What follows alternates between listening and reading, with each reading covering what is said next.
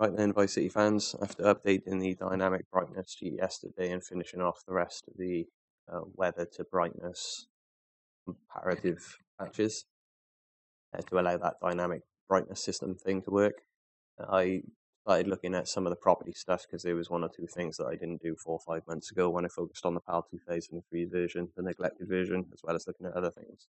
So historically, or in the past, what I had was the set property costs to $1.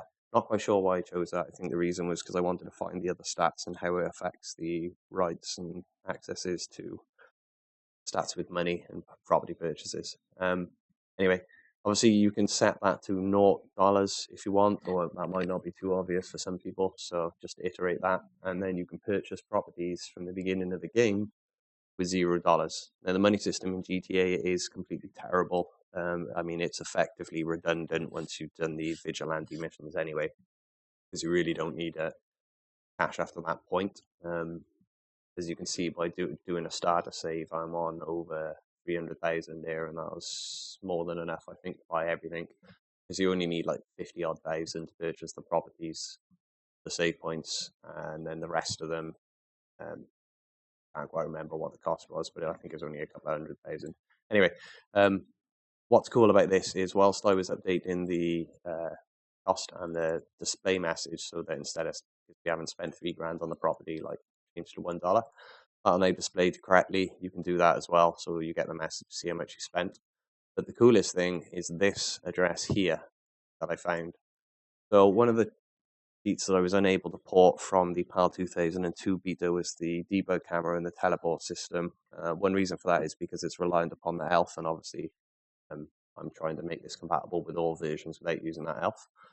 And secondly, because you can actually make a pseudo camera and teleport system. I even made the space for it, and like all the other cheats, they all work individually, but once you start putting them all together, it becomes next to impossible. And as far as I can tell, it's mainly just going to be due to a Sunny Builder thing, and there's no way I'll be looking into the source code to fix those issues. So what I've done is found this address, which effectively allows you to teleport to the location of any property that has a save point or would have a save point, and it will allow you to purchase the property for $0 without the asset being blocked. So there's a non-purchase asset item on some of the items, and obviously you need to purchase it, get rid of that item, and then replace it for the save icon. Anyway, first of all, I'm just going to show it in Cheat Engine because I'm not going to run any of the patches or cheats in game. So we'll just have the game running by default. I'm just going to pop my address to, yeah. Ooh. Okay. Oops, let's try that again. Okay, so this here is our address for Washington Street, which is where we're at, opposite the start of the game at Ken's place. And I'll show the memory region so that people can see the update. It's pretty much like pointless at this point. So you'll notice, or what I noticed was, you just look for patterns, don't you, being humans or whatever. So we've got this recurring theme here. 1, 2, 3, 4 lines, and as you can see, the way that the hex is laid out, we've got the 6 digits there, followed by 3, followed by 6 again, followed by 5, and then these 2 0 1s seem to be reoccurring just with a decrement or an increment to the end value. So that's the effect. So this is the Hyman condo.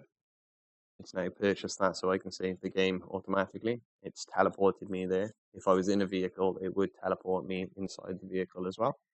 And we now have the ability to purchase this property if we want to, because we do have enough cash, or we can just walk straight in there without purchasing it and save the game. So this is a brand new clean start save, no progression's been made at all.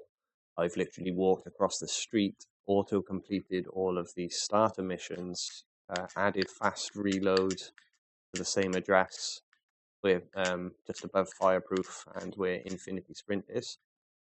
And we can now save at any property that we want. We can also give the starter saves to players to allow them to purchase the property themselves. And if they want to, they can change that amount if they've got no money. So I'll just show you the example. Properties purchase. We've already seen the cutscene. All that does now is just literally remove the icon from the game.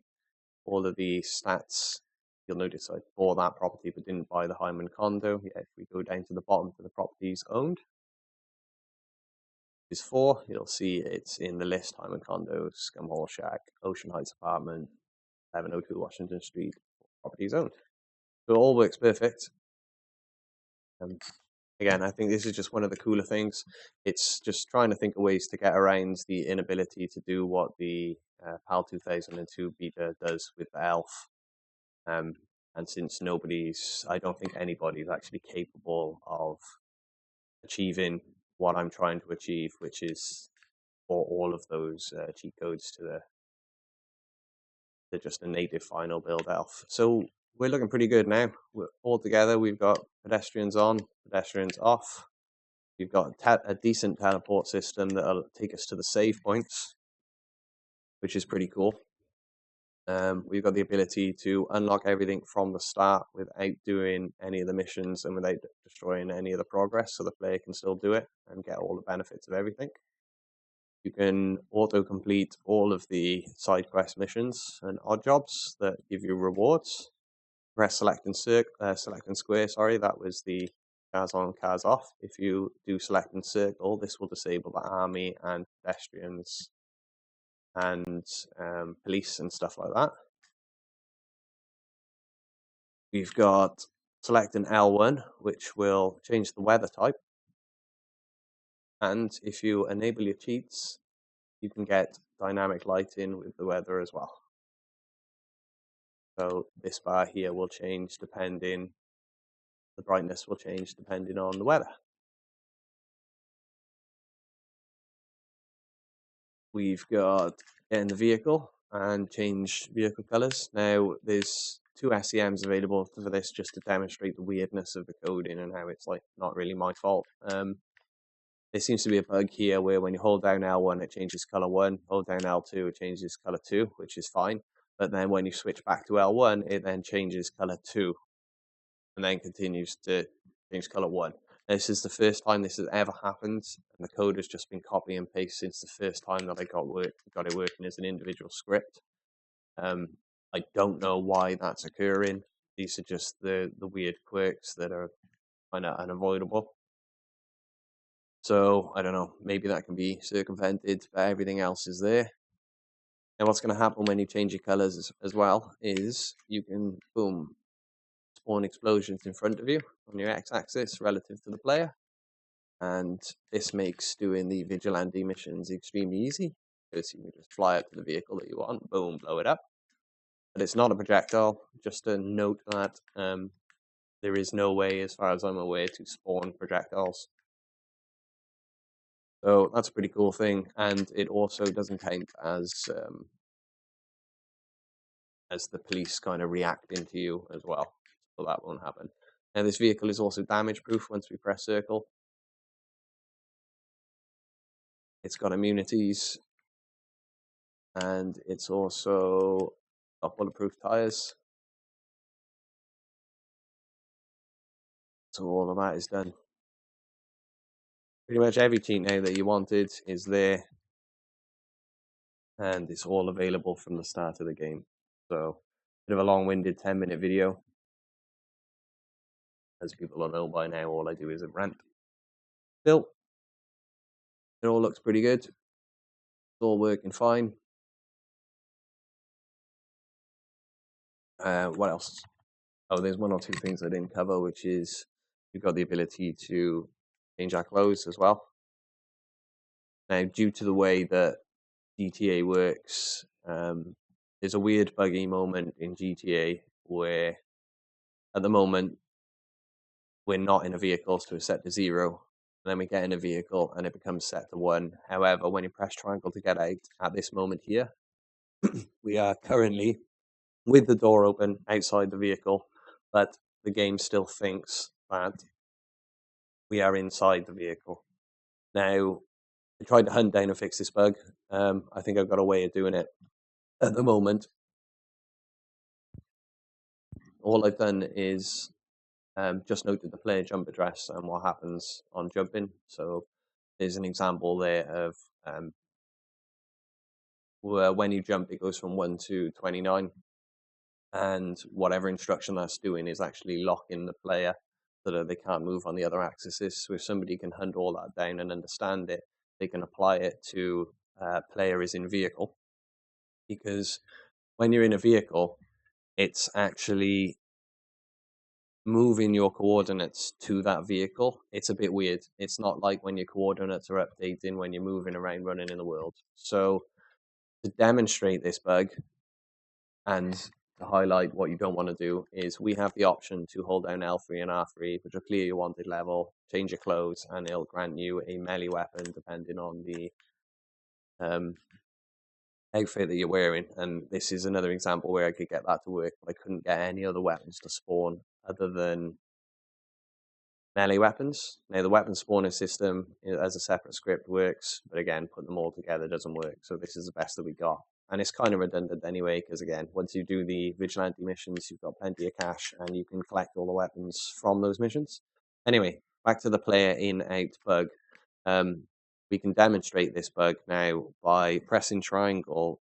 The game will think we're in the car, even though in our visual space, the door's open and we are not actually inside the car. And then we're going to change our outfit. And because it thinks we're in the car, when we're not, it's going to bug out. So here we go. Okay. So now we're bugged out. And again, this is completely to do with the code. I'm just using code that works to highlight the bug in basically Rockstars stuff. Okay. This is literally what I'm doing because we know that we can change clothes and run around and move around with no problem. We should be able to get in and out of the vehicle with no problem. But by combining the two, it does completely and utterly highlight that issue. And we can do it multiple times and it is replicable. But what I was hoping is by setting that to 0, you could then prevent that from happening. So someone's going to have to look into that further and try and fix that bug. Let's have a look. Yeah, okay. So if I change clothes on a bike now, I'm holding down L3 and R3 and I notice it's not changing clothes. And that's because I put a check in the game to see if the player is in any car.